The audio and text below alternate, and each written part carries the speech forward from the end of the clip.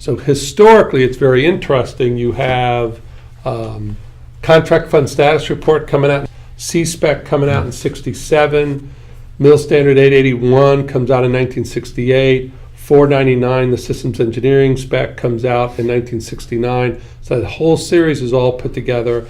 And then the first surveillance review of the first big earned value thing is done at GE. Even though the Department of Defense adopted these to manage highly complex defense programs, they began to be over-implemented. Some would say at that time cost and schedule policies were unfortunately owned by the Department of Defense comptrollers. These 35 criteria coalesced into what was called a Joint Implementation Guide, used by Army, Navy, and the Air Force. It was called the JIG. The JIG took on a life of its own, leading the 35 criteria being broken down into 158 sub-criteria questions. Unfortunately, there were a huge amount of terms and acronyms that confused program managers, so they tended to relegate cost performance to financial managers.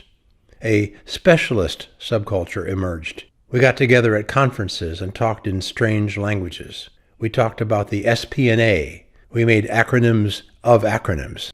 A lot of good things were created in terms of the guidelines and criteria. Over the next decade, there were 186 firms that were certified or validated in the 1970s. And there's a list that's out there. We still have it. Some of them merged, split. Some of them got bought. Some of them went out of business. So the exact list doesn't exist today with the firms that do exist today. But that's when everything was exploding.